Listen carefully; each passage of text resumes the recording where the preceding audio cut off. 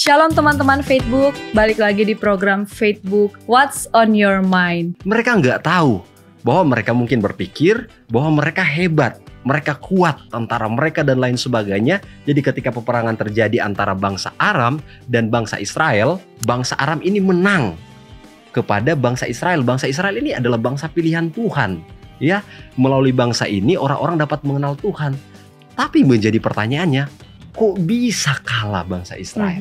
Di mana Tuhan memelihara, di mana Tuhan menolong, di mana Tuhan menjaga akan bangsa Israel ini bisa kalah dengan bangsa penyembah berhala? Tuhan sedang menguji kerendahan hati dari Naaman. Tuhan sedang menguji atau mengizinkan untuk Naaman belajar untuk tidak sombong.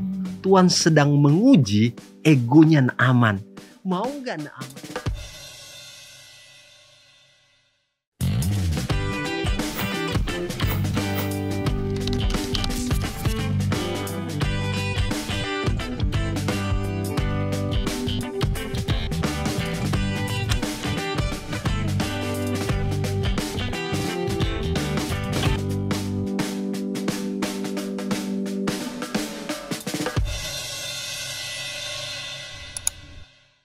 Shalom teman-teman Facebook, kembali lagi di program Facebook What's on Your Mind.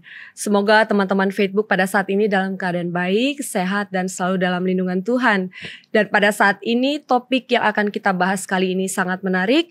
Namun sebelumnya saya ingin mengajak teman-teman Facebook untuk login dan juga subscribe daripada YouTube untuk Facebook kali ini.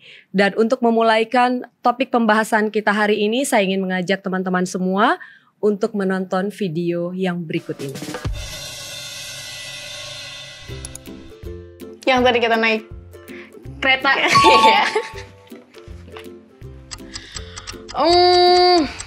Penyakit kulit yang ada di Alkitab. Kusta. Iya. Yang ada di depan sekolah kita. Apa? Di depan sekolah. Kali, sungai. Iya. Sungai. Kita bergereja pada hari Sabtu. Sabar. Satu lagi. Perhentian. Satu lagi. Hah?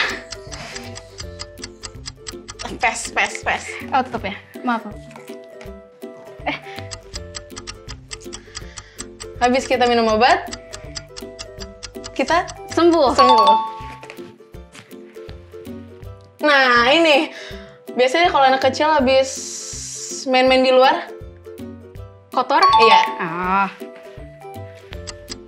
Kita bergereja pada hari Sabat. Yang lain Sabtu.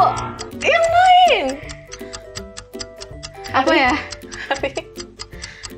Hari perhentian, hari suci, hari kudus, Lagi. hari Sabat apa ya? 5 tambah 2. Ketujuh. Iya. Malaikat surga biasanya dibilang apa? Hah? Malaikat surga biasanya kita bilangnya apa? Malaikat surga. Pengikut Tuhan. Malaikat deh. Malaikat pengikut Tuhan. Biasanya kalau lagi perang. Prajurit. Nah, satu lagi. Laskar. Lagi. Tentara. Lagi. Malaikat. Clue lain coba, Kak. Aduh, apa ya? Itu sih. Biasanya kalau prajurit kan kata lainnya. Prajurit, tentara, laskar. Hah? Ya udah deh. Prajurit tapi ada angka 5. Panglima. Nah. Kalau habis mandi biasanya anak kecil suka ngapain? Habis apa? Habis mandi. Habis mandi suka makan. Enggak. Habis mandi suka tidur. Enggak. Habis Oh ya, titik-titik air panas. mandi. Enggak. Minum. Enggak. Sesudah mandi. Ini Sesudah biasanya mandi. anak kecil suka ngapain? Sebelum dipakein baju deh. Handukan. sebelumnya. Masih di dalam air. Habis mandi terus main di dalam air sambil nyantai-nyantai tuh anak kecil. Ngapain? Emang kamu nggak pernah dulu? Enggak, kalau anak kecil suka main air, habis mandi dia ngapain? Ngapain? Gak tahu. Kamu deh, habis pulang kerja terus mandi, terus itu ngapain? Tidur santai. Masih di dalam air. Oke, coba lihat aja. Oh, Berendam deh. maaf. Gak kepikiran. Oke, sekarang coba cek semuanya terus tebak Dibuka tokoh semua. siapa. Dibuka semuanya. Dibuka satu-satu. Semuanya. Susun, lihat. Susun. Bentar. Kira-kira dari Dulu itu tebak tokoh siapa? Naman.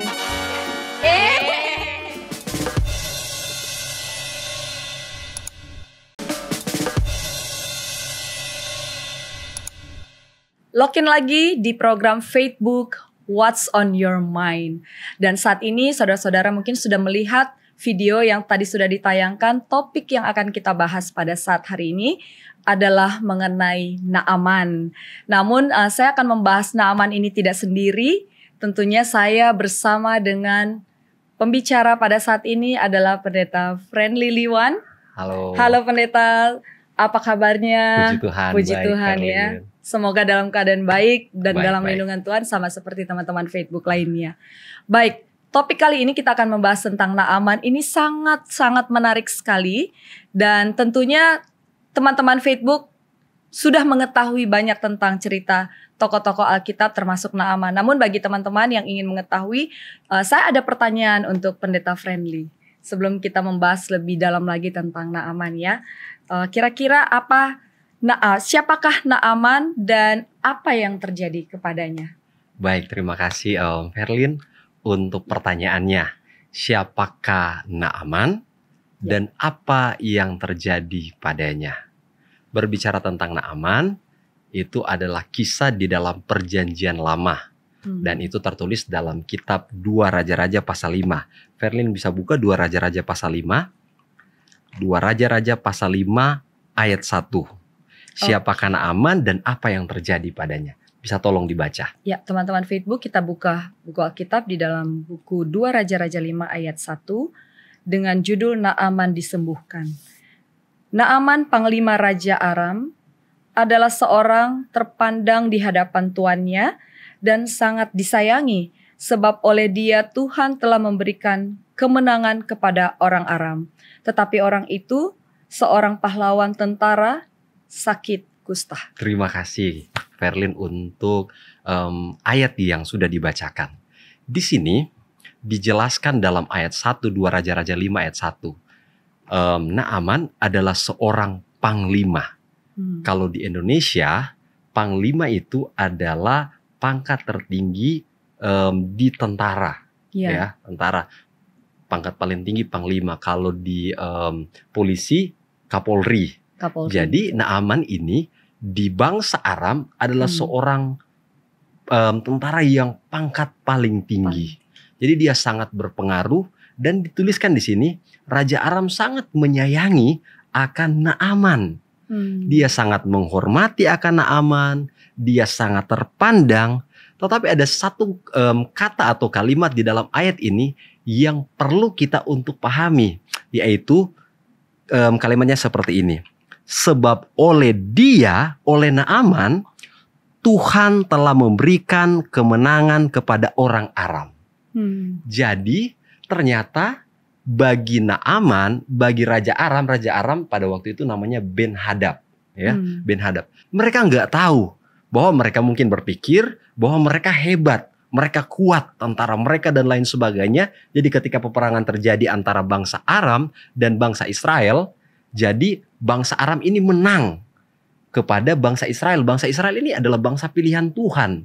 Ya, melalui bangsa ini orang-orang dapat mengenal Tuhan. Tapi menjadi pertanyaannya, kok bisa kalah bangsa Israel? Di mana Tuhan memelihara, di mana Tuhan menolong, di mana Tuhan menjaga akan bangsa Israel ini bisa kalah dengan bangsa penyembah berhala bangsa Aram, Raja Ben-Hadad namanya. Jadi ternyata setelah kita baca akan ayat ini, di balik kemenangan bangsa Aram ada campur tangan Tuhan. Tuhan yang memenangkan musuh. Tuhan yang memenangkan bangsa Aram penyembah berhala mengalahkan bangsa Israel. Itu yang saya bilang tadi. Kok bisa Tuhan campur tangan seperti ini? Oleh karena dipimpin oleh Naaman sehingga bisa menang. Naaman ini dihormati, dihargai. Ini sekilas tentang Naaman. Tapi apa yang terjadi kepada Naaman?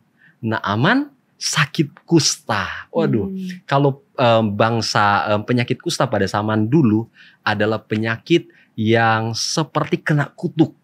Jadi seperti itu disendirikan, mereka harus jauh dari orang-orang.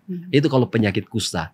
Jadi bagaimana seorang yang terpandang, seorang yang dihormati, dihargai, tapi dia mendapat apa?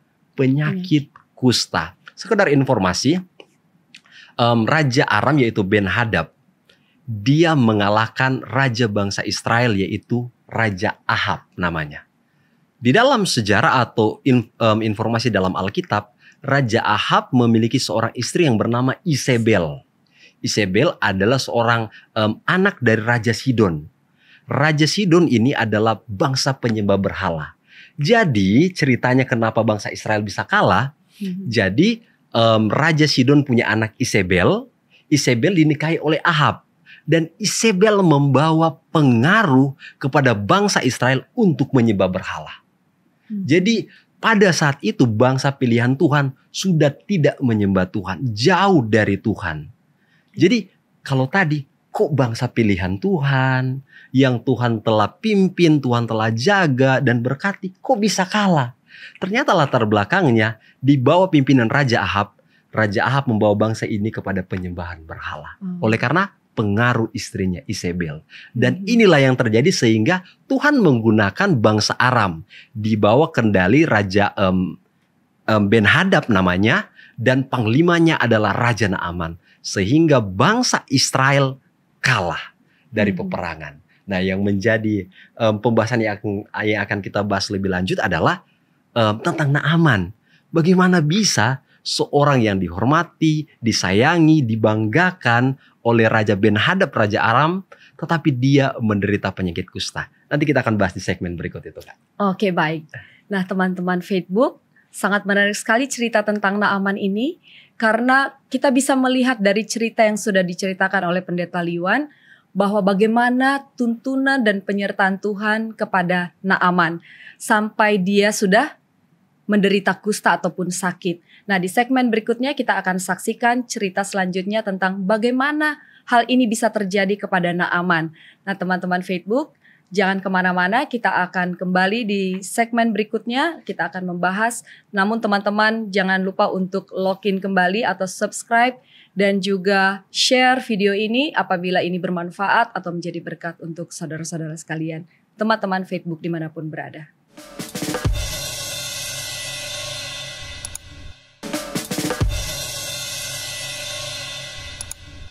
Login lagi di Facebook, What's on your mind? Nah, seru sekali tadi ya, di segmen pertama kita sudah membahas mengenai Naaman, bagaimana penyertaan Tuhan kepada Aram sehingga mereka bisa menang melawan bangsa Israel. Dan ini sangat menarik sekali ya. Mereka tidak mengetahui bagaimana tuntunan Tuhan, bagaimana mereka bisa menang oleh karena tuntunan Tuhan. Nah, ini bagaimana Pendeta? Dari segmen yang tadi kita sudah membahas, bagaimana mereka bisa mengetahui bahwa ini adalah penyertaan Tuhan. Sedangkan kita sudah baca tadi di Alkitab bahwa mereka tidak mengetahui kemenangan mereka itu adalah berasal daripada Tuhan. Ya, jadi betul sekali apa yang saya sudah jelaskan tadi di segmen pertama, bahwa kita pembaca Alkitab baca bahwa ternyata di balik kemenangan bangsa Aram, panglimanya Naaman, ternyata Tuhan yang memenangkan peperangan melawan bangsa pilihan Tuhan sendiri, yaitu bangsa Israel. Kenapa? Karena bangsa ini sudah enggak menyembah Tuhan di bawah pimpinan Raja Ahab, istrinya Isabel tadi. Sehingga kita tahu bahwa ternyata karena itulah kenapa bangsa Israel kalah dan kenapa bangsa Aram menang. Tapi kan kita tahu bahwa di balik kemenangan di bawah pimpinan Panglima Naaman, Naaman menderita penyakit kusta. Oke, ini menarik sekali ya teman-teman. Ada juga pertanyaan di sini yang menanyakan bahwa mengapa Naaman mendengarkan dan mengikuti perkataan anak perempuan tawanan dari Israel. Oke, terima kasih Verlin untuk pertanyaannya. Nah, berbicara tentang Naaman, sebelum kita bahas tentang anak perempuan atau gadis kecil yang ditanyakan oleh Verlin tadi, Ya. biasanya dalam peperangan antara bangsa satu melawan bangsa yang lain, di saat mereka menang peperangan, biasanya mereka bebas untuk mengambil tawanan-tawanan, mereka mengambil contoh barang berharga seperti emas, perak, dan lain sebagainya. Nah, kemenangan bangsa Aram, jadi bangsa ini bebas menawan. Nah, dibawalah salah satu dari tawanan-tawanan itu ada seorang gadis kecil dari bangsa Israel. Dan gadis kecil itu dipekerjakan menjadi pembantu istri Naaman. Nah, ternyata di balik dari kisah diambilnya gadis kecil ini ada buku rohani, pena inspirasi dalam buku Alfa Omega jilid 3 tertulis, saya ingin bacakan. Tertulis seperti ini. Salah satu jarahan mereka adalah seorang anak perempuan kecil yang ketika di negeri tawanan ia menjadi pelayan pada istri Naaman. Sebagai seorang budak yang jauh dari rumahnya, bagaimanapun keadaannya, gadis kecil ini menjadi salah satu saksi Allah yang tanpa disadari sedang memenuhi rencana atas mana Allah telah memilih Israel sebagai umatnya. Jadi dalam sekali ternyata penjelasan dari buku rohani ini. Jadi walaupun bangsa Israel sudah kalah dan mereka mengambil tawanan bangsa Israel salah satu anak kecil ini, tetapi Tuhan mau bekerja dengan luar biasa melalui anak kecil ini yang dibawa oleh istri Naaman menjadi pembantunya. Jadi nggak pernah terpikirkan cara Tuhan. Mungkin kita berpikir, oh bangsa Israel sudah kalah, sudah habis, sudah kalah. Tapi Tuhan nggak membiarkan bangsa pilihannya, bangsa Israel, walaupun sudah menderita kekalahan, bangsa Aram sudah menang, Raja Ben-Hadad sangat bahagia, mereka berkuasa atas bangsa Israel. Tapi Tuhan bisa bekerja dengan seorang anak kecil. Nah, ini perlu baca ayatnya. Verlin bisa baca dari 2 Raja-Raja pasal 5 ayat 2, 3, 4, 5, 6 sampai ayat yang ke-7. Silahkan. Oke. Baik, teman-teman Facebook, mari kita buka di buku Alkitab 2 Raja-Raja 5 ayat 3, 2, 3, 4, 5, 6, 5, 6, 7 ya, 2 sampai 7. Saya mulai dari ayat 2. Orang Aram pernah keluar bergerombolan dan membawa tertawan seorang anak perempuan dari negeri Israel. Ia menjadi pelayan pada istri Naaman. Berkatalah gadis itu kepada nyonyanya, sekiranya tuanku menghadap nabi yang di Samaria itu, maka tentulah nabi itu akan menyembuhkan dia dari penyakitnya. Lalu pergilah Naaman memberitahukan kepada tuannya, katanya, beginilah dikatakan oleh gadis yang dari negeri Israel itu. Maka jawab Raja Aram, baik, pergilah dan aku akan mengirim surat kepada Raja Israel. Lalu pergilah Naaman dan membawa sebagai persembahan 10 talenta perak dan 6.000 shikal emas dan 10 potong pakaian. Ia menyampaikan surat itu kepada Raja Israel yang berbunyi, sesampainya surat ini kepadamu, maklumlah kiranya bahwa aku menyuruh kepadamu, Naaman, pengawalku, supaya engkau menyembuhkan dia dari penyakit kustanya.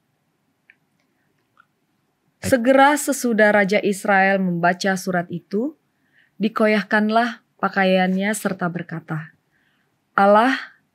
Allahkah aku ini yang dapat mematikan dan menghidupkan sehingga orang ini mengirim pesan kepadaku supaya ku sembuhkan seorang dari penyakit kustanya?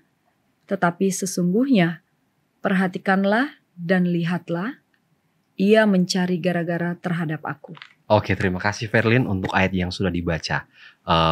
Dari bacaan ayat itu, kita bisa mendengarkan penjelasan bahwa pengaruh dari seorang gadis atau anak kecil ini didengarkan oleh seorang panglima tentara, Naaman. Bagaimana bisa seorang pelayan, seorang pembantu istri dari panglima Naaman mendengarkan atau mengikuti apa yang dikatakan oleh gadis kecil ini. Nah, informasi dari sumber yang sama yang saya pelajari dalam buku Alfa Omega jilid 3 dari halaman 201 dan seterusnya, di situ menjelaskan tentang bagaimana seorang gadis kecil ini, seorang anak perempuan ini, dia sebelum ditawan dan dijadikan pembantu istri Naaman, dia adalah seorang anak yang dibawa untuk mengenal Tuhan oleh orang tuanya. Jadi pengaruh orang tua itu sangat besar, sangat penting bagi setiap anak-anak. Contohnya di sini dijelaskan bahwa oleh karena anak ini dididik, dibesarkan oleh orang tuanya untuk takut akan Tuhan, untuk menyembah Tuhan, untuk mengenal Tuhan, untuk setia kepada Tuhan. Jadi dimanapun dia berada, walaupun dalam penawanan menjadi seorang pelayan istri Naaman, tapi kehidupannya, apa yang dia terima, dididik dari orang tuanya, tabiat karakter anak ini berbeda. Sehingga ketika dia bekerja menjadi seorang pelayan, dia melakukan segala sesuatu dengan tulus, dengan sungguh-sungguh. Sehingga ketika Naaman, istri Naaman mendengarkan dan disampaikan kepada Naaman, dan Naaman mendengarkan, biasanya kalau orang sakit, ini apalagi sakit parah, ya, apapun akan dilakukan. Untuk apa? Sembuh. Jadi ini penyakit kutukan, ya, penyakit yang sangat berbahaya pada zaman itu. Dan mungkin kalau zaman sekarang juga masih sangat berbahaya penyakit itu. Jadi ketika dia mendengarkan nasihat atau masukan, saran dari seorang anak perempuan kecil yang dia rasa, dia lihat berbeda kehidupan anak kecil ini, maka dia dengar akan apa yang disampaikan. Sebelumnya kita tahu bahwa Tuhan menggunakan anak kecil ini untuk mengembalikan agar mereka dapat mengenal Tuhan, bangsa Israel. Jadi melalui anak kecil ini Tuhan bekerja, disampaikan bahwa ada nabi di bangsa Israel di Samaria namanya Elisa. Datang kepadanya dan dia akan menyembuhkan. Jadi secara sederhana kita dapat mengerti kalau mau sembuh bukan kepada Baal, bukan kepada dewa-dewa yang disembah di bangsa Aram, ya, yang memberikan kemenangan, bukan. Kesembuhan, pemulihan itu adalah kepada Tuhan Allah yang hidup yang disembah oleh bangsa Israel. Jadi itulah sederhananya gadis kecil ini mau menuntun, mau menyampaikan bahwa datang kepada Allah yang benar, bukan kepada dewa-dewa. Dan akhirnya Naaman mendengarkan apa yang disampaikan oleh anak kecil ini. Dia menghadap Raja Ben-Hadad, Raja Aram, dan Raja Aram langsung buat apa? Surat resmi untuk kasih kepada Raja bangsa Israel. Ingat, bangsa Israel sudah kalah ini, jadi di bawah penjajahan. Jadi kalau bangsa Aram kirim surat apalagi rajanya, pasti langsung, aduh, jangan terjadi apa-apa, harus lakukan. Sehingga ketika Verlin baca di ayat 7, dikoyakkannya lah pakaiannya serta berkata, Allahkah aku ini yang dapat mematikan dan menghidupkan, sehingga orang ini mengirim pesan kepadaku supaya kusembuhkan seorang dari penyakit kustanya. Tetapi sesungguhnya perhatikanlah dan lihatlah, ia mencari gara-gara terhadap aku. Jadi itulah rasa putus asa Raja Israel bahwa aduh, bagaimana? Aku bukan Allah, aku bukan sumber kesembuhan. Ini mau cari gara-gara.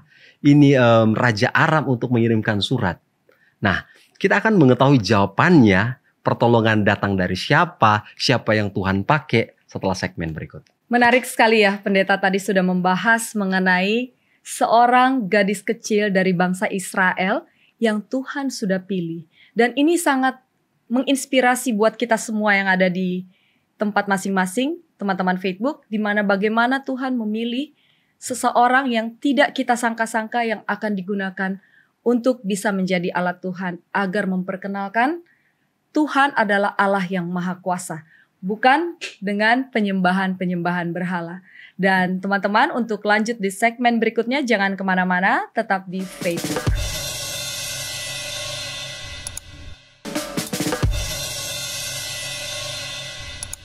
Login lagi di Facebook, What's on your mind? Jadi tadi kita sudah mendengar ya bagaimana Tuhan sudah memilih gadis perempuan atau gadis kecil ini untuk menjadi alat Tuhan yang dikirim untuk keluarga dari Panglima Naaman. Namun di sini pendeta, saya ada pertanyaan lagi nih yang mungkin menarik untuk kita bahas dan ada related dengan topik-topik yang sudah kita bahas tadi. Nah, di sini sempat disinggung juga mengenai Nabi Elisa, ya. Apa yang Nabi Elisa katakan dan apa kira-kira tanggapan dari Naaman? Ini menarik pertanyaan saya karena ini sempat disinggung juga gitu di segmen sebelumnya tentang Nabi Elisa. Oke, Ya. terima kasih Verlin untuk pertanyaannya. Baik, sebelumnya kita sudah membahas bagaimana Tuhan menggunakan seorang gadis kecil untuk menyatakan bahwa yang memberikan kemenangan yang harus disembah adalah Allah yang hidup, Allah bangsa Israel. Naaman ingin sembuh. Jadi segala cara Naaman lakukan agar dapat sembuh. Tuhan memakai gadis ini untuk memperkenalkan Tuhan yang sebenarnya. Melalui Raja Aram memberikan surat kepada Raja Israel. Raja Israel ketakutan karena dia nggak bisa menyembuhkan, nggak bisa menghidupkan, membangkitkan dan lain sebagainya. Tetapi anak kecil ini menyuruh bahwa di Samaria, di Israel ada tempat Samaria, ada seorang nabi yang bernama Elisa namanya. Jadi Elisa ini yang dipakai oleh Tuhan, yang menjadi alat Tuhan untuk memperkenalkan Tuhan. Jadi ketika Raja Panglima Naaman tahu bahwa di Israel ada seorang nabi yang dipakai Tuhan untuk menyembuhkan, dia lakukan, dia pergi. Nah, bisa baca Verlin di dalam ayat 8 sampai ayat yang ke-14 untuk menjawab pertanyaan. Silahkan. Baik, kita buka di 2 Raja-Raja 5 ayat 8 sampai dengan 14. Ya, kita baca bersama-sama teman Facebook. Dimulai dengan ayat 8. Segera sesudah didengar Elisa, abdi Allah itu, bahwa Raja Israel mengoyakkan pakaiannya, dikirimnyalah pesan kepada raja, bunyinya, "Mengapa engkau mengoyakkan pakaianmu? Biarlah ia datang kepadaku supaya ia tahu bahwa ada seorang nabi di Israel." Dan kemudian datanglah Naaman dengan kudanya dan keretanya, lalu berhenti di depan pintu rumah Elisa. Elisa menyuruh seorang suruhan kepadanya mengatakan, "Pergilah mandi 7 kali dalam sungai Yordan, maka tubuhmu akan pulih kembali sehingga engkau menjadi tahir." Tetapi pergilah Naaman dengan gusar sambil berkata, "Aku sangka bahwa setidak-tidaknya ia datang keluar dan berdiri memanggil nama Tuhan Allahnya. Lalu menggerakkan tangannya di atas tempat penyakit itu dan dengan demikian menyembuhkan penyakit kustaku. Bukankah Abana dan Parpar, sungai-sungai Damsyik, lebih baik dari segala sungai di Israel? Bukankah aku dapat mandi di sana dan menjadi tahir?" Kemudian berpalinglah ia dan pergi dengan panas hati. Tetapi pegawai-pegawainya datang mendekat serta berkata kepadanya, "Bapak, seandainya nabi itu menyuruh perkara yang sukar kepadamu, bukankah Bapak akan melakukannya? Apalagi sekarang ia hanya berkata kepadamu, mandilah dan engkau akan menjadi tahir." Maka turunlah ia membenamkan dirinya 7 kali dalam sungai Yordan, sesuai dengan perkataan abdi Allah itu. Lalu pulihlah tubuhnya kembali seperti tubuh seorang anak, dan ia menjadi tahir. Baik, terima kasih Verlin untuk ayat yang dibacakan. Dari situ setidaknya kita mendengarkan akan cerita yang barusan dibaca. Bahwa ketika Raja Naaman bertemu dengan Elisa, apa yang dikatakan Elisa dan apa tanggapan dari Panglima Naaman, maksud saya, Panglima Naaman. Jadi Elisa, ketika Naaman datang, Elisa nggak langsung bertemu. Coba bayangkan, Naaman adalah seorang panglima. disegani, dihormati dan dikasihi. Orang penting di bangsa Aram. Tapi ketika dia mau bertemu dengan Elisa, Elisa nggak mau bertemu dengan dia, atau Elisa nggak bertemu dengan dia. Dia hanya suruh utusan untuk bertemu dengan Naaman. Kamu pergi mandi 7 kali di sungai Yordan, dan nanti kamu akan sembuh. Bagaimana ini seorang panglima yang memiliki jabatan yang tinggi, dihormati, disegani, tapi nggak mau ditemui oleh seorang nabi di Israel yang namanya Elisa. Malah dia cuma suruh-suruhan. Naaman berharap setidaknya dia datang bertemu, dia panggil Tuhannya, dia gerakkan tangannya, atau apapun dilakukan agar bisa sembuh. Naaman berharap begitu, dan itu normal.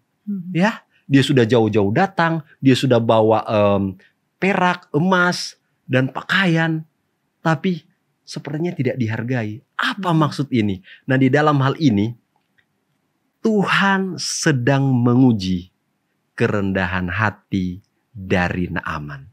Tuhan sedang menguji atau mengizinkan untuk Naaman belajar untuk tidak sombong. Tuhan sedang menguji egonya Naaman. Mau nggak Naaman mau menurut? Mau nggak Naaman mengikuti? Mau nggak Naaman sembuh? Jadi ujian saat ini datang kepada Naaman. Apakah dia mau beriman kepada Allah bangsa Israel? Dia mau ikutin enggak apa yang dikatakan oleh Nabi bangsa Israel?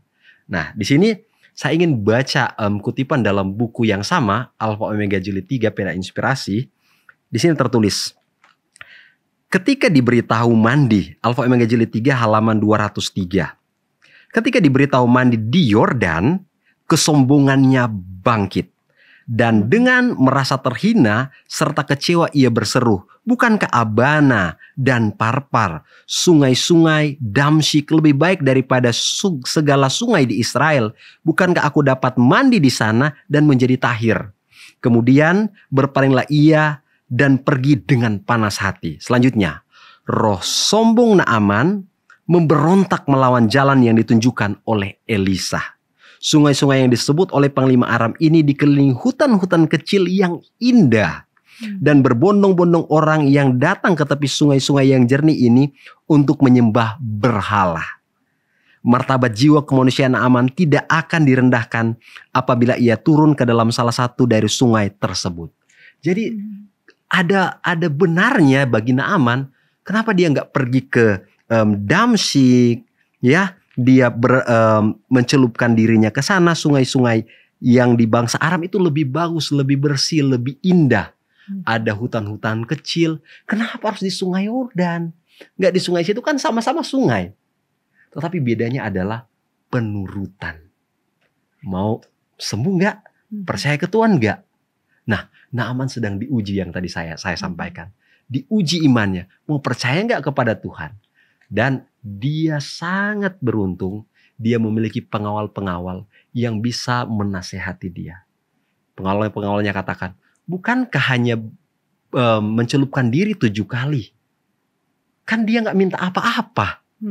Bapak bisa pikir, Panglima Naaman bisa berpikir bahwa dia gak minta yang berat, tapi hanya mencelupkan.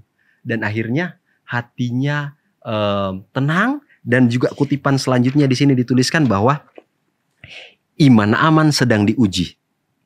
Sementara kecongkakan berjuang untuk menguasai, tetapi iman memperoleh kemenangan. Dan orang Aram yang tinggi hati itu menyerahkan kesombongan hatinya dan tunduk takluk kepada kehendak Tuhan yang dinyatakan. 7 kali ia membenamkan dirinya di sungai Yordan, sesuai dengan perkataan abdi Allah itu. Imannya mendapat kehormatan, pulihlah tubuhnya, kembali seperti tubuh seorang anak, dan ia menjadi tahir. Lihat, ketika dia percaya, dia tanggalkan kesombongannya, ya, dia tanggalkan akan hal-hal yang tidak baik dalam diri Naaman, dia memakai kerendahan hati, dia menurut, dia disembuhkan. Itu cara Tuhan bekerja dengan luar biasa. Tuhan mau menyatakan bahwa di bangsa Israel ada Allah yang hidup. Demikian. Puji Tuhan, ya. Kita belajar dari segmen yang barusan dijelaskan oleh Pendeta Liwan, bagaimana seorang panglima hebat, dia harus menyadarkan dirinya sendiri bagaimana pentingnya untuk ketaatan dan kerendahan hati serta iman kepada Tuhan. Dan di sini kita juga belajar bagaimana Nabi Elisa memberikan perintah atau memberikan perhatian kepada seorang panglima yang mengubah kepribadian atau ketaatannya kepada Tuhan. Baik, Verlin, mungkin Ya. bisa ada pertanyaan terakhir. Oke. Coba bacakan pertanyaan terakhir itu. Ya, kalau untuk pertanyaan terakhir memang saya sudah siapkan di sini teman-teman Facebook. Mengingat waktu kita masih ada, jadi saya ingin menanyakan bahwa apakah yang Naaman katakan dan apa tanggapan dari Nabi Elisa sendiri? Oke, terima kasih. Ini penting karena ini sangat berkaitan dan bersambung akan penjelasan yang saya jelaskan tadi. Tadi Elisa katakan kepada Naaman dan Naaman menanggapinya, Naaman mengikuti. Nah, sekarang di ayat 15, 2 Raja-Raja 5 ayat 15. Kemudian kembalilah ia dengan seluruh pasukannya kepada abdi Allah itu. Setelah sampai, tampillah ia di depan Elisa dan berkata, "Sekarang aku tahu bahwa di seluruh bumi tidak ada Allah kecuali di Israel. Karena itu terimalah kiranya suatu pemberian dari hambamu ini." Nah, ini ayat kunci atau akhir puncak dari pembahasan kita. Bahwa Naaman menyadari, Naaman mengakui bahwa tidak ada Allah lain di dunia ini selain Allah di Israel. Sebelumnya dia tahu bahwa atau mereka tahu kemenangan oleh karena mereka hebat, jago, Allah-Allah mereka yang memenangkan. Tapi dengan peristiwa ini dia sadar dan dia tahu ilah-ilah mereka tidak dapat menyembuhkan Naaman. Dan hanya Tuhan Allah Israel yang dapat menyembuhkan. Dan dia mengakui. Dan disitulah tercapai misi bahwa bangsa Aram, bangsa lain mempermuliakan dan percaya kepada Tuhan. Demikian Kak Verlin. Amin, puji Tuhan ya. Di sesi yang terakhir ini kita sudah banyak belajar apa yang bisa kita aplikasikan di dalam kehidupan kerohanian kita. Dan kita tetap selalu taat kepada Tuhan dan selalu menurut akan perintahnya. Dan kita belajar dari Panglima Naaman ini. Dan sebelum kita lanjut di sesi selanjutnya, di segmen terakhir dari Facebook pada saat ini, jangan kemana-mana, tetap di Facebook.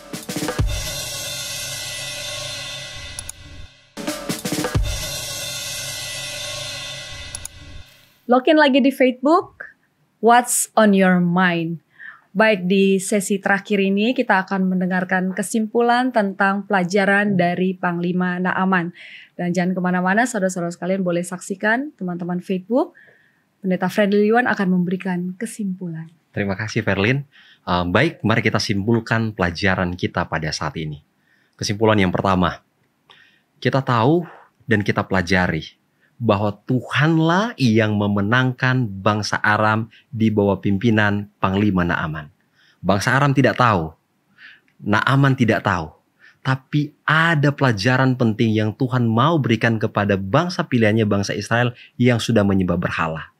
Sehingga kita bisa tahu bahwa Tuhan bisa menggunakan cara apa saja untuk mendatangkan atau untuk memberikan pelajaran bagi orang-orang yang jauh dari Tuhan, tidak setia kepada Tuhan, berpaling kepada Tuhan agar mereka kembali kepada Tuhan.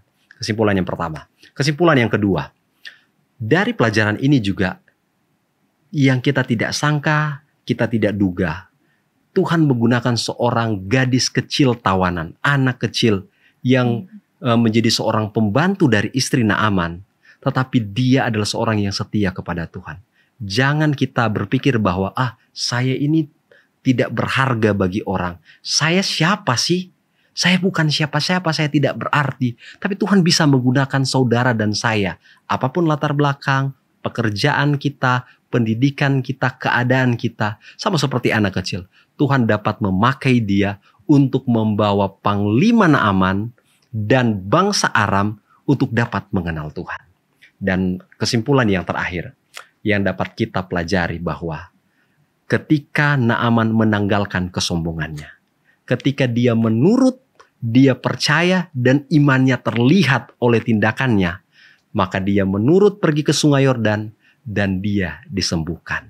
Dan kita dapat tahu bagian terakhir dari penjelasan dari kisah yang kita pelajari, bahwa setelah Naaman disembuhkan, maka Naaman memuliakan, mengakui bahwa ada Allah yang hidup di seluruh bumi, yaitu Allah Israel. Kembali lagi mereka menyadari mereka harus menyembah Tuhan. Demikian pula dengan kita. Kita tahu bahwa adalah Allah yang hidup yang memelihara kehidupan kita. Mari kita percaya dan setia kepadanya. Terima kasih. Amin. Baik, terima kasih banyak Pendeta Friendly Liwan yang sudah memaparkan mengenai tokoh-tokoh Alkitab. Salah satunya adalah panglima daripada Naaman. Dan di akhir sesi ini mungkin boleh Pendeta Liwan berdoa untuk kita semua. Mari kita tunduk kepala dan berdoa. Tuhan yang baik, terima kasih untuk pelajaran yang begitu bermakna. Berarti tentang kisah seorang panglima Naaman yang sakit kusta. Engkau bekerja dengan cara yang luar biasa, yang kami tak dapat pahami, tapi ketika kami mempelajari bahwa tidak ada yang mustahil bagi Tuhan. Tuhan dapat menggunakan siapa saja untuk menyatakan bahwa Engkau hidup, Engkau berkuasa, dan kehendak-Mu yang terjadi atas segala sesuatu yang direncanakan manusia. Tuhan, berkatilah sahabat-sahabat Facebook yang menyaksikan tayangan ini.